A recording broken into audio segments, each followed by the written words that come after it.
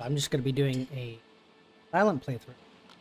Really want to pay attention to the story, and I don't want to talk. I don't know how many people like that kind of stuff, but we're just going to go for it. I think it'll be a lot of fun.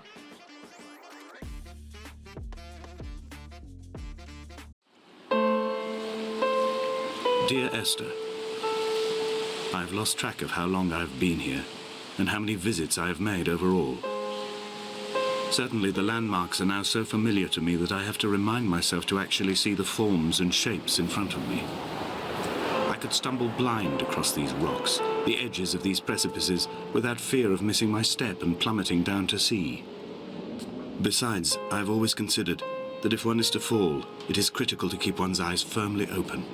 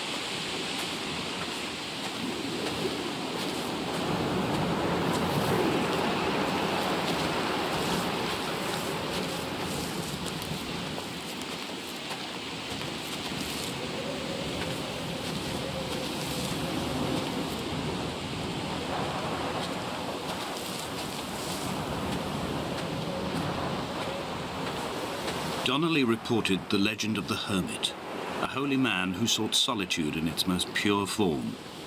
Allegedly, he rode here from the mainland in a boat without a bottom, so all the creatures of the sea could rise at night to converse with him. How disappointed he must have been with their chatter. Perhaps now, when all that haunts the ocean is the rubbish dumped from the tankers, he'd find more peace. They say he threw his arms wide in a valley on the south side, and the cliff opened up to provide him shelter. They say he died of fever 116 years later. The shepherds left gifts for him at the mouth of the cave, but Donnelly records they never claimed to have seen him. I have visited the cave and I have left my gifts, but like them, I appear to be an unworthy subject of his solitude.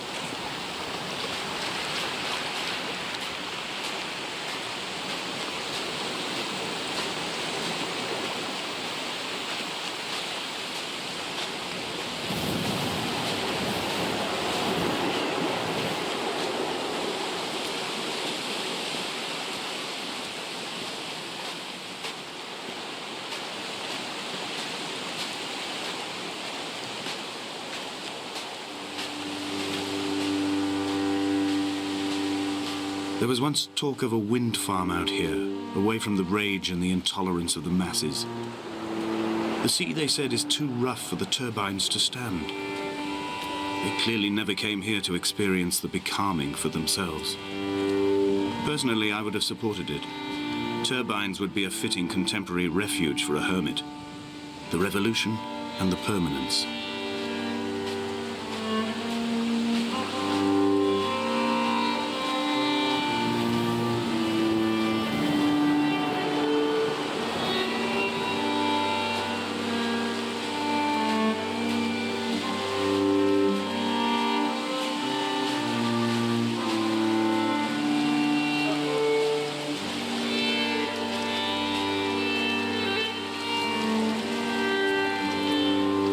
Found the ship's manifest, crumpled and waterlogged under a stash of paint cans.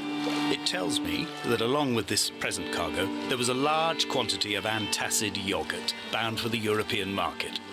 It must have washed out to sea. God knows there are no longer gulls or goats here to eat it.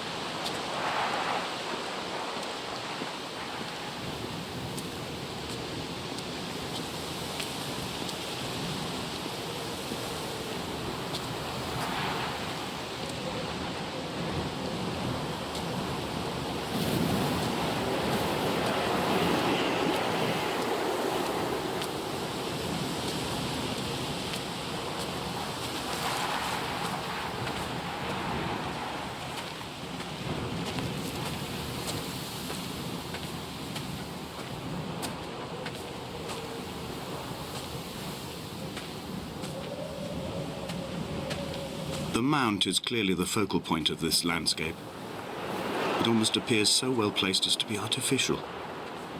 I find myself easily slipping into the delusional state of ascribing purpose, deliberate motive to everything here.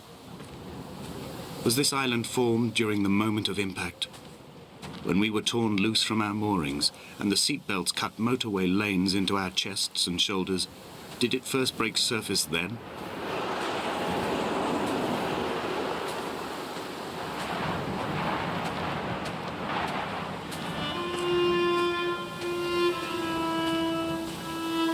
When someone had died or was dying, or was so ill they gave up what little hope they could sacrifice, they cut parallel lines into the cliff, exposing the white chalk beneath. You could see them from the mainland or the fishing boats, and know to send aid or impose a cordon of protection, and wait a generation until whatever pestilence stalked the cliff paths died along with its hosts. My lines are just for this: to keep any would-be rescuers at bay. The infection is not simply of the flesh.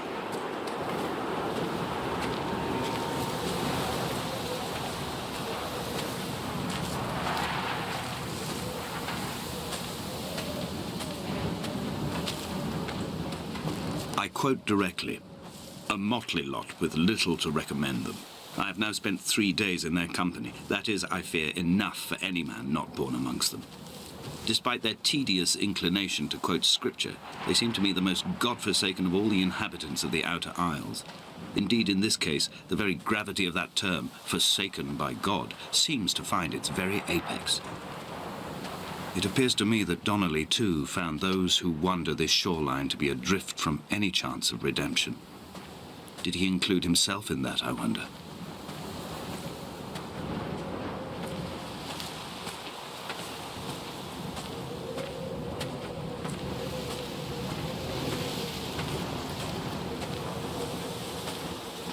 Dear Esther, I met Paul. I made my own little pilgrimage. My Damascus, a small semi-detached on the outskirts of Wolverhampton. We drank coffee in his kitchen and tried to connect to one another. Although he knew I hadn't come in search of an apology, reason or retribution, he still spiraled in panic, thrown high and lucid by his own dented bonnet. Responsibility had made him old. Like us, he'd already passed beyond any conceivable boundary of life. This hermit, this seer, this distant historian of bones and old bread, where did he vanish to? Why? Asked the farmers. Why? Asked Jacobson. Why bother with your visions at all, if you're just to throw your arms up at the cliff and let it close in behind you and seal you into the belly of the island, a museum shut to all but the most devoted?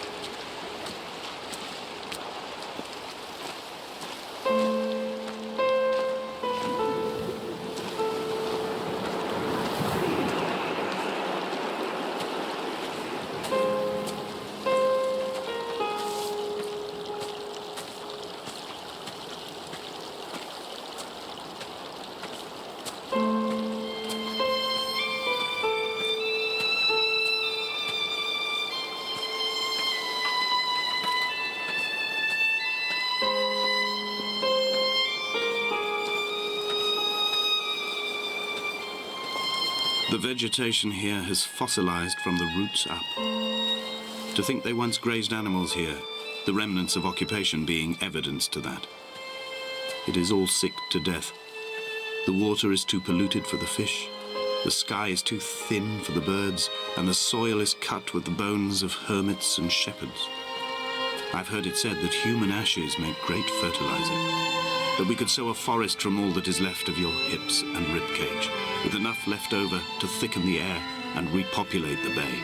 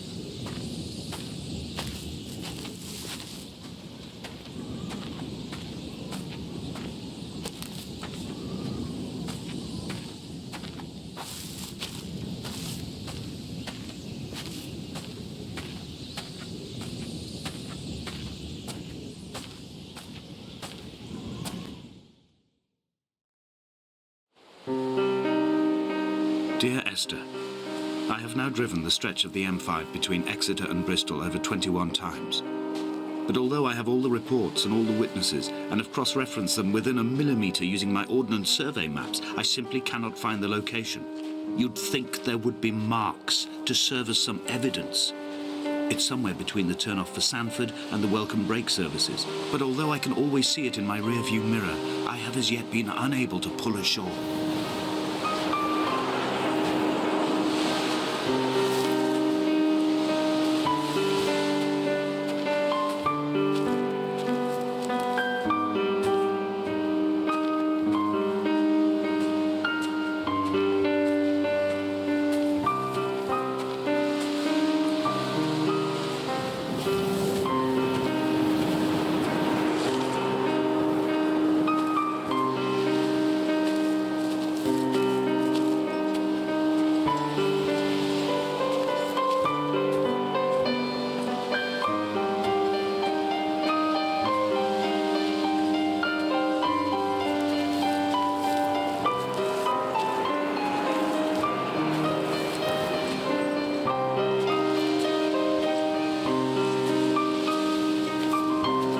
the boy has kept me lucid.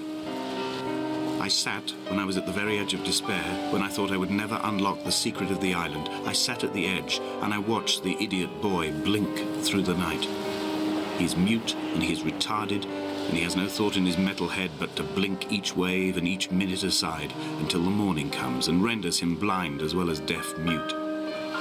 In many ways, we have much in common.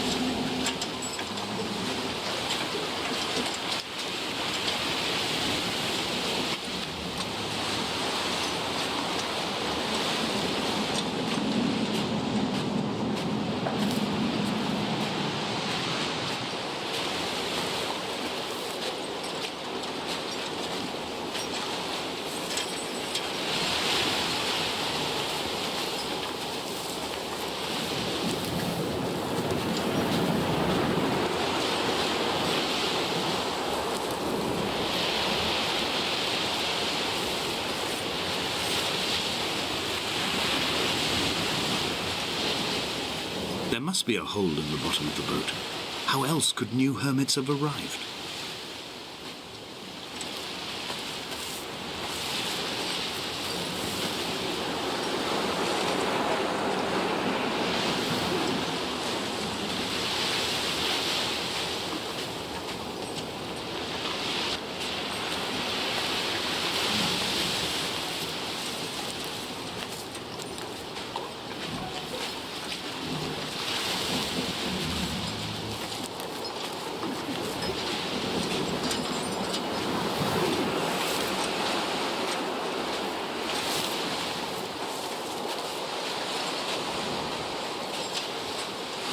I had kidney stones, and you visited me in the hospital.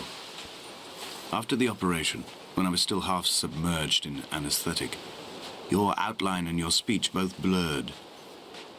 Now my stones have grown into an island and made their escape, and you have been rendered opaque by the car of a drunk.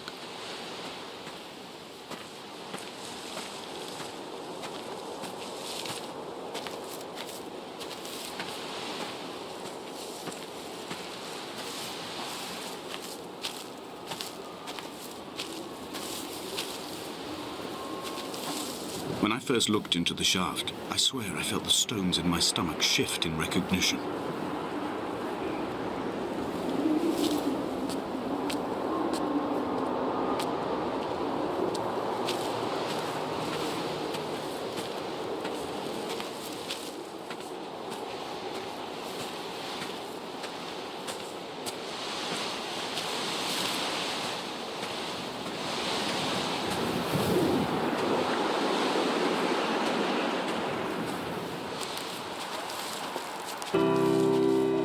I've begun my ascent on the windless slope of the western side.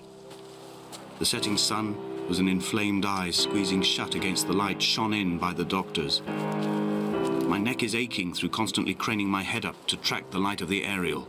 I must look downwards, follow the path under the island to a new beginning.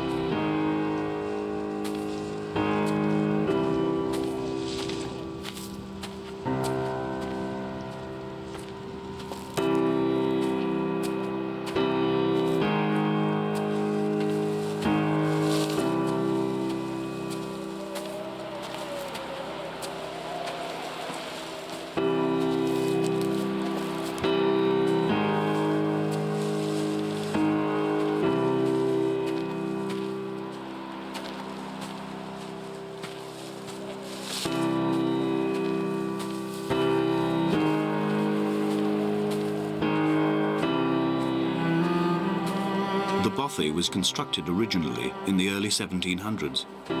By then, shepherding had formalized into a career. The first habitual shepherd was a man called Jacobsen, from a lineage of migratory Scandinavians. He was not considered a man of breeding by the mainlanders. He came here every summer whilst building the bothy, hoping eventually that becoming a man of property would secure him a wife and a lineage.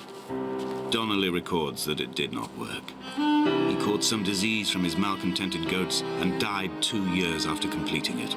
There was no one to carve white lines into the cliff for him either.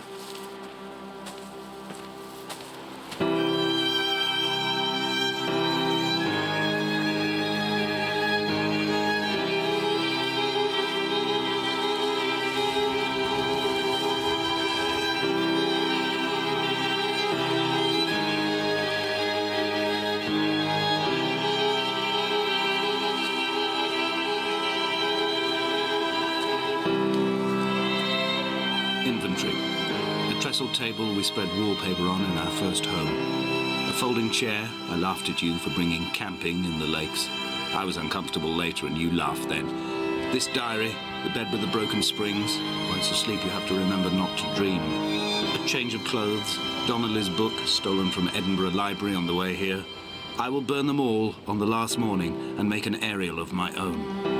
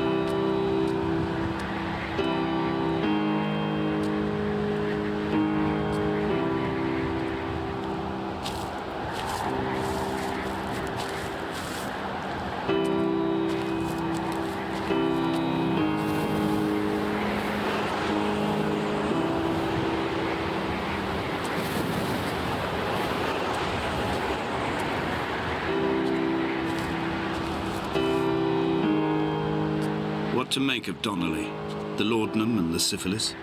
It is clearly not how he began, but I've been unable to discover if the former was a result of his visiting the island or the force that drove him here. For the syphilis, a drunk driver smashing his insides into a pulp as he stumbled these paths, I can only offer my empathy. We're all victims of our age. My disease is the internal combustion engine and the cheap fermentation of yeast.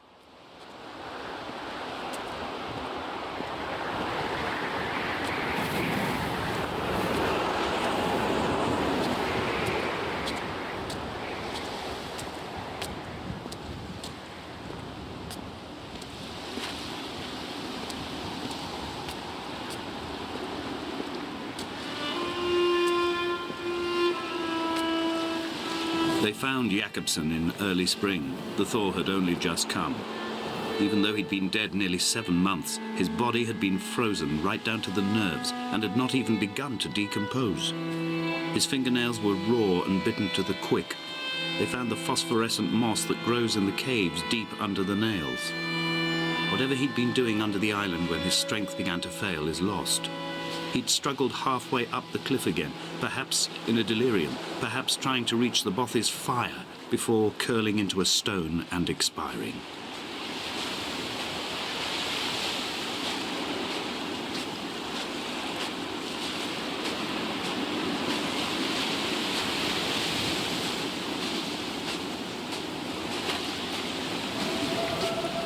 Climbing down to the caves, I slipped and fell and have injured my leg. I think the femur is broken. It is clearly infected. The skin has turned a bright, tight pink, and the pain is crashing in on waves. wintered tides against my shoreline, drowning out the ache of my stones. I struggled back to the bothy to rest, but it has become clear that there is only one way this is likely to end. The medical supplies I looted from the trawler have suddenly found their purpose. They will keep me lucid for my final ascent.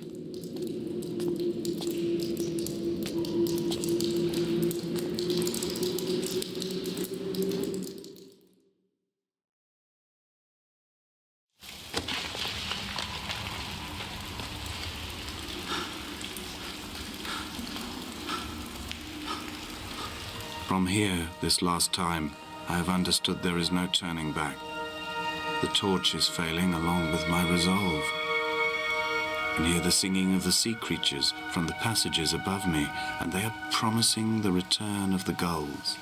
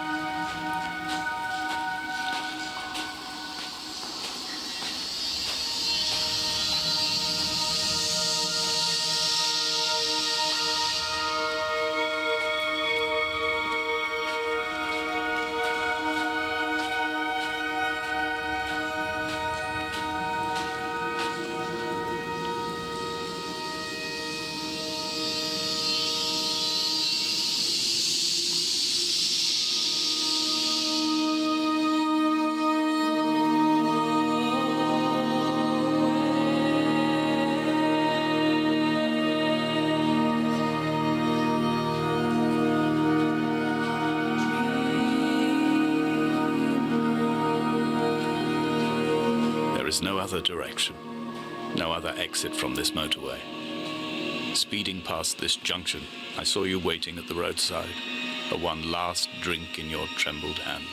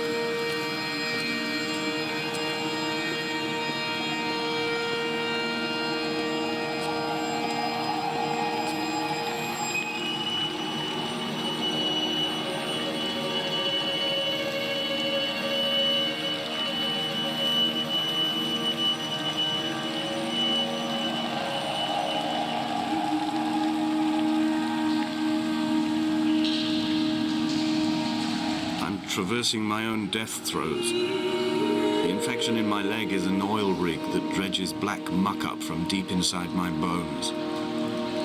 I swallow fistfuls of diazepam and paracetamol to stay conscious. The pain flows through me like an underground sea.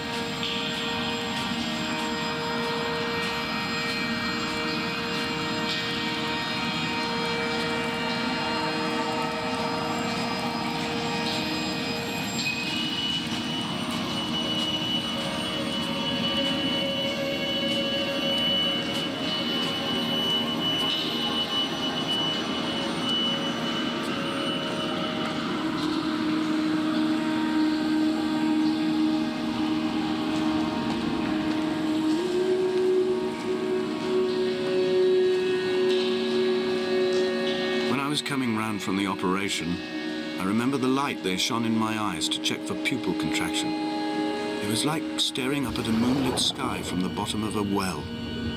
People moved at the summit, but I could not tell if you were one of them.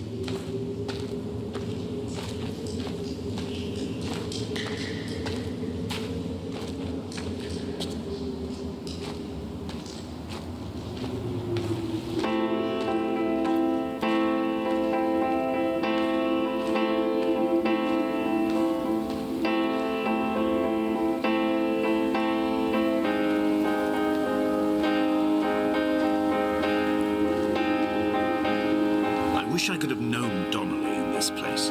We would have had so much to debate. Did he paint these stones or did I?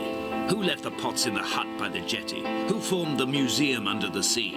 Who fell silently to his death into the frozen waters? Who erected this godforsaken aerial in the first place?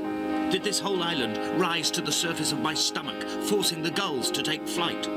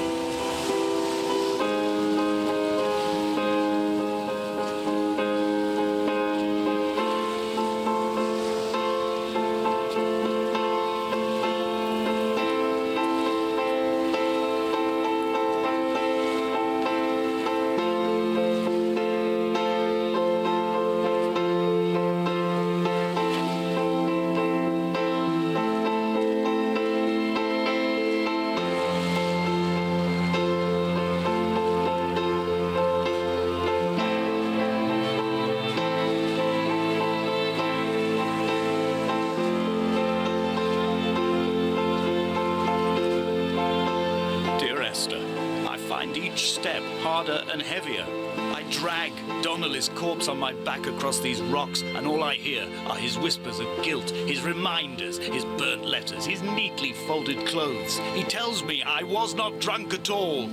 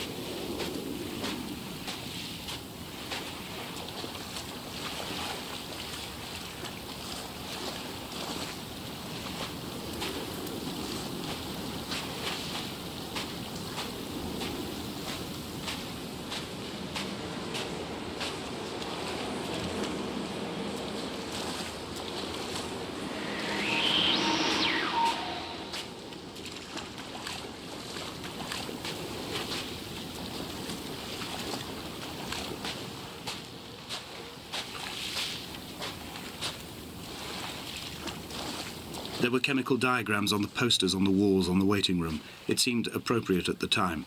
Still life abstractions of the processes which had already begun to break down your nerves and your muscles in the next room.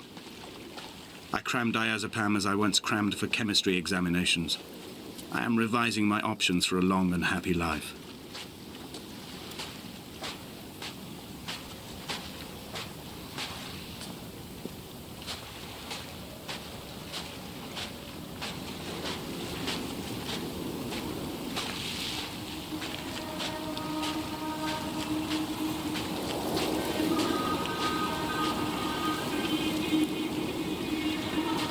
From here, I can see my armada.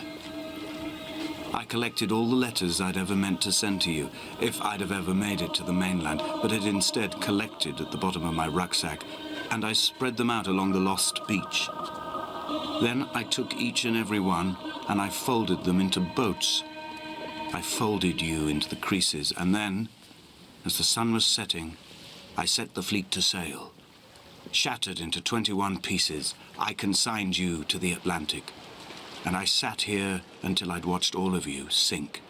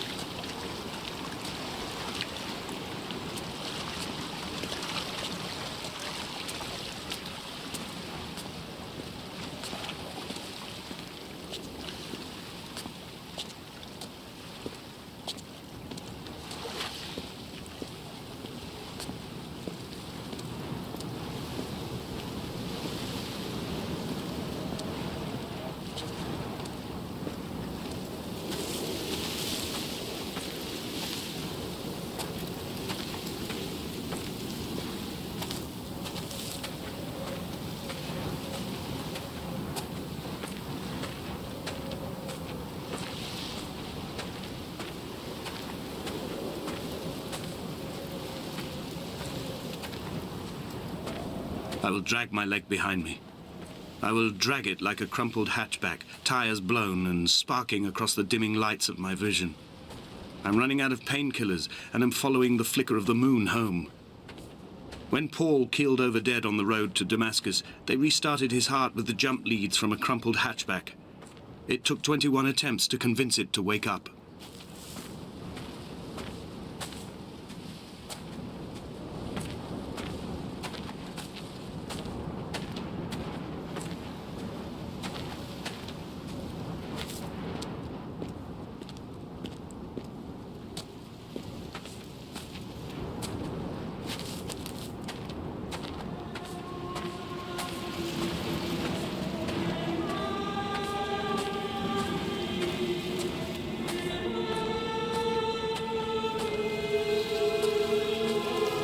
I've begun my voyage in a paper boat without a bottom. I will fly to the moon in it.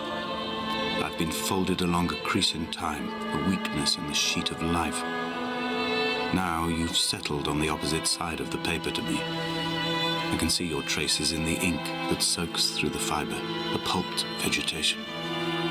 When we become waterlogged and the cage disintegrates, we will intermingle. When this paper aeroplane leaves the cliff edge and carves parallel vapor trails in the dark, we will come together.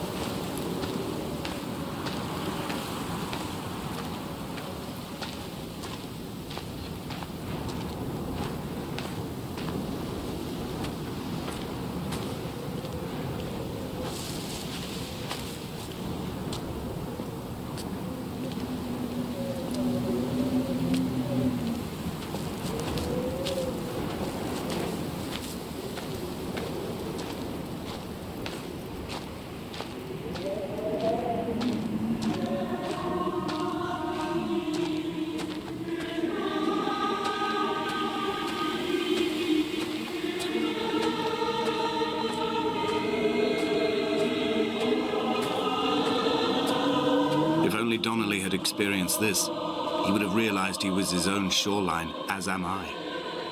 Just as I am becoming this island, so he became his syphilis, retreating into the burning synapses, the stones, the infection.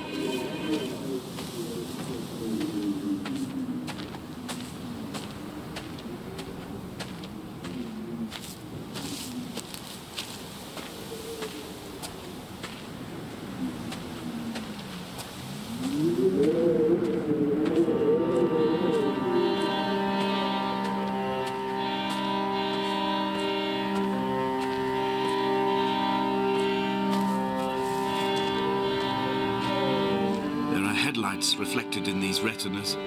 Too long in the tunnels of my island without a bottom. The sea creatures have risen to the surface, but the gulls are not here to carry them back to their nests. I've become fixed, open and staring, an eye turned on itself. I've become an infected leg whose tracking lines form a perfect map of the junctions of the M5. I will take the exit at mid-thigh and plummet to my Esther.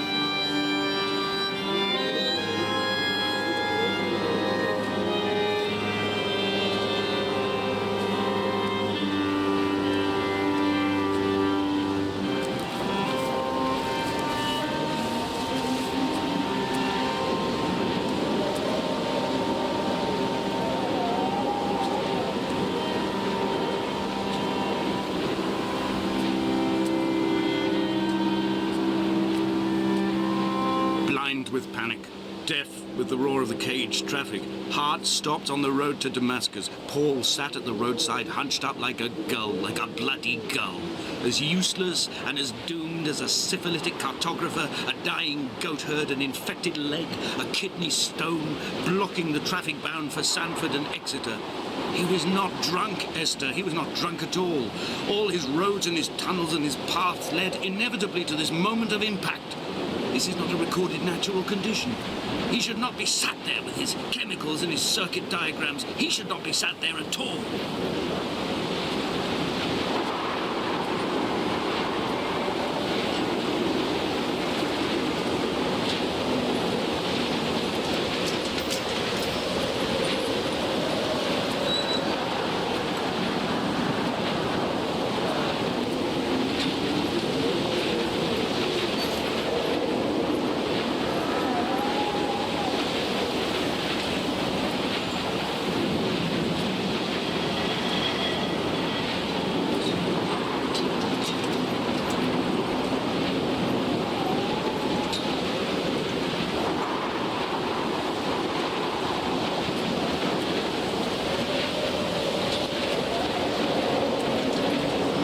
Twin vapor trails in the air, white lines etched into these rocks.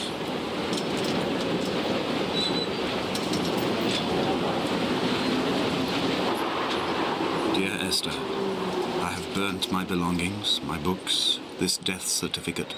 Mine will be written all across this island. Who was Jakobsen? Who remembers him? Donnelly has written of him, but who was Donnelly? Who remembers him? I have painted, carved, hewn, scored into this space all that I could draw from him. There will be another to these shores to remember me. I will rise from the ocean like an island without bottom, come together like a stone, become an aerial, a beacon, that they will not forget you. We've always been drawn here. One day the gulls will return and nest in our bones and our history.